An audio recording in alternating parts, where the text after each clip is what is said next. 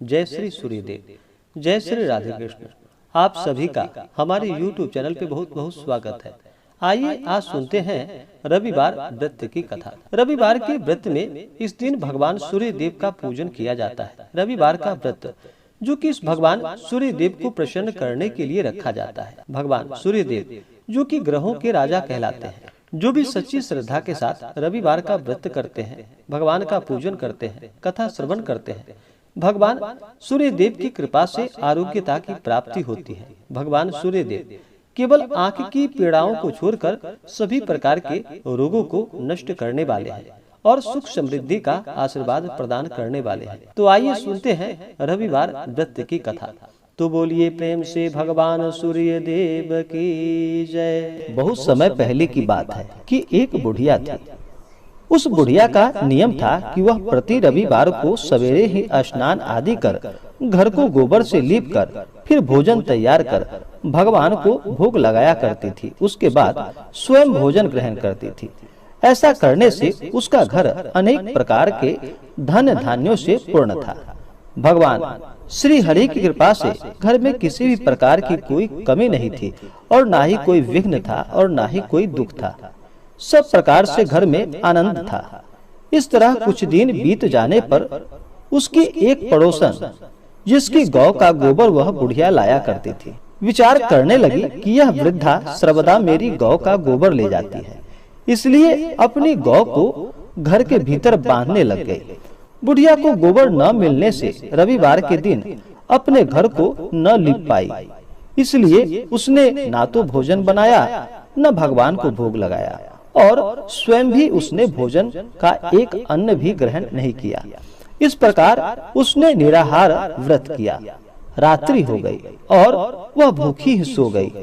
रात्रि में भगवान ने उसे स्वप्न दिया और भोजन न बनाने तथा लगाने का कारण पूछा। वृद्धा ने गोबर न मिलने का कारण भगवान से कह सुनाया।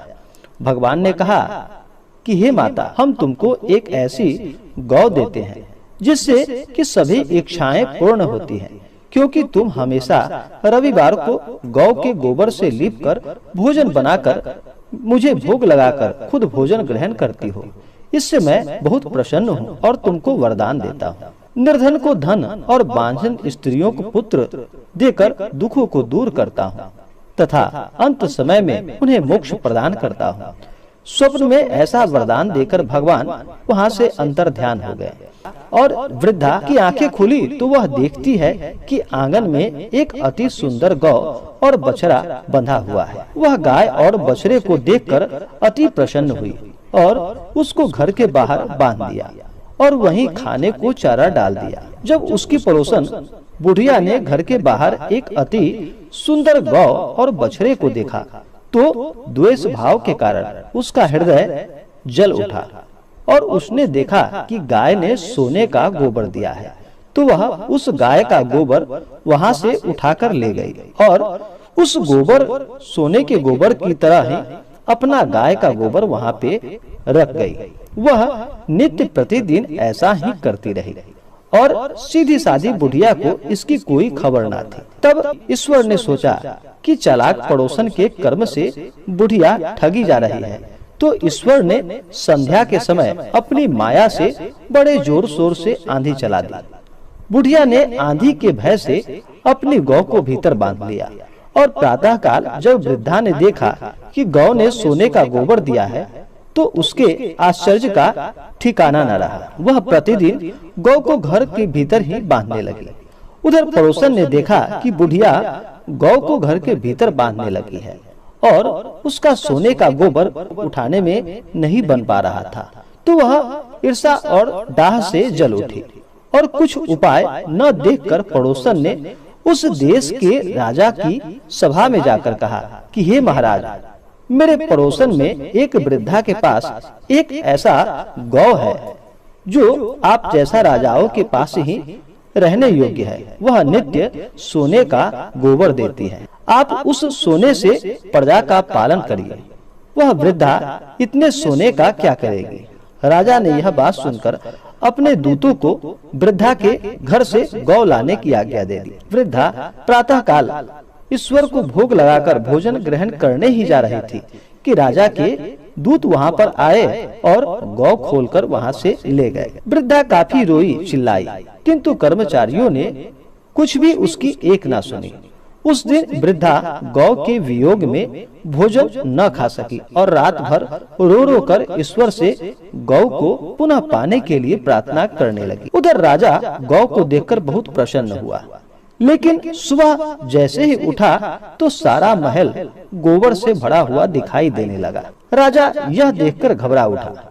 भगवान ने रात्रि में राजा को स्वप्न में कहा कि हे राजा, गाय वृद्धा को लौटाने में ही तेरी भली है। उसके रविवार के व्रत से प्रसन्न होकर मैंने उसे इस गौ को प्रदान किया है। प्रातः होते ही राजा ने वृद्धा को बुलाकर बहुत से धन के साथ और सम्मान सहित उसे गौ बछड़ा लौटा दिया। उसकी पड़ोसन को बुलाकर उचित दंड दिया। इतना करने के बाद राजा के महल से सभी गंदगी दूर हो गई। उस दिन से राजा ने नगरवासियों को और सभी को आदेश दिया कि सभी मनोकामनाओं को पूर्ण करने वाला रविवार को इस व्रत को करे।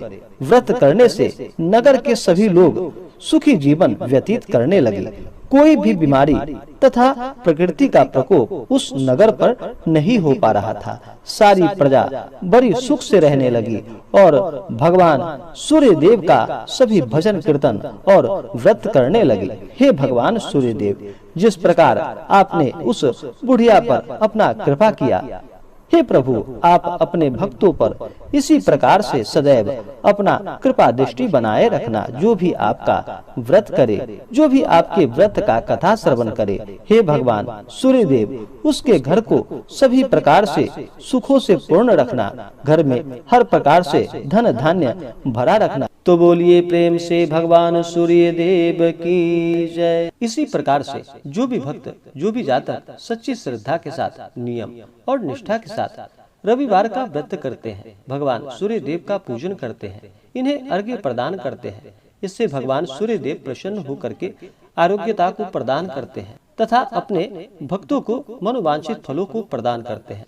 रविवार के दिन चाहिए कि इस दिन सुबह उठकर नित्य क्रियाओं से निवृत्त होकर के गंगा नदी में या घर के नहाने के पानी में ही थोड़ा सा गंगा जल मिलाकर स्नान करना चाहिए। शुद्ध वस्त्र धारण करना चाहिए और सबसे पहले भगवान सूर्य देव को अर्घ्य प्रदान करना चाहिए। भगवान सूर्य देव जो कि पृथ्वी पे साक्षात देवता रूप में माने जाते हैं, इनसे सभी जीव जंतु वनस्पति आदि भगवान सूर्य देव से ऊर्जा प्राप्त करते हैं।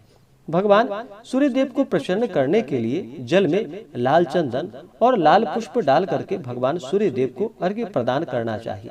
अर्घ्य देते समय आप चाहें तो इन मंत्रों का जप कर सकते हैं। मंत्र ओम एहि सूर्य सहस्त्रांशु तेजो राशे जगतपते अनुकंपमान भक्त्या ग्रहणा अर्घ्य दिवाकर।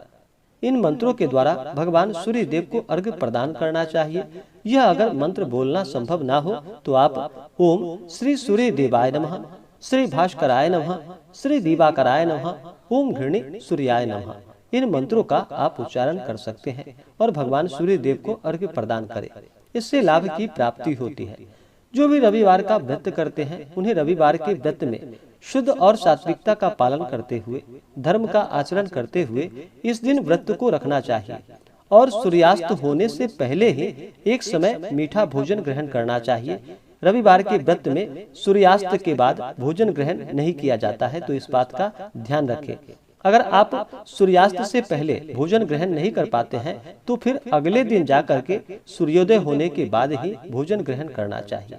नहीं तो सूर्यास्त से पहले एक समय मीठा भोजन ग्रहण करना चाहिए। रविवार के व्रत में नमक युक्त भोजन बिल्कुल भी ग्रहण नहीं करना चाहिए। इस दिन धर्म का आचरण करते हुए रहना चाहिए। जो भी व्रत धारक हैं उन्हें किसी के ऊपर क्रोध नहीं करनी चाहिए। अपने मन में किसी के प्रति ईर्ष्या या द्वेष का भाव नहीं लाना चाहिए। ब्रह्मचर्य का पालन करना चाहिए और फिर इस दिन व्रत को रखना चाहिए। इससे भगवान सूर्य देव प्रसन्न होकर के मनोवांछित फलों को प्रदान करते हैं। तो आशा करता हूँ कि यह जानकारी आपको अच्छा लगा हो। ऐसे ही ज्ञानवर्धक जानकारियाँ प्राप्त करने के लिए हमारे इस चैनल पे अगर आप नए हैं तो चैनल को लाल बटन दबा करके सब्सक्राइब करें, साथ में बेल आइकन घंटी को दबाएं ताकि मेरे वीडियो का नोटिफिकेशन आपको समय से मिलता रहे। वीडियो को लाइक करें, शेयर करें। सुखी रहें और स्वस्थ रहें। जय श्री राधे कृष्ण। धन्यवाद।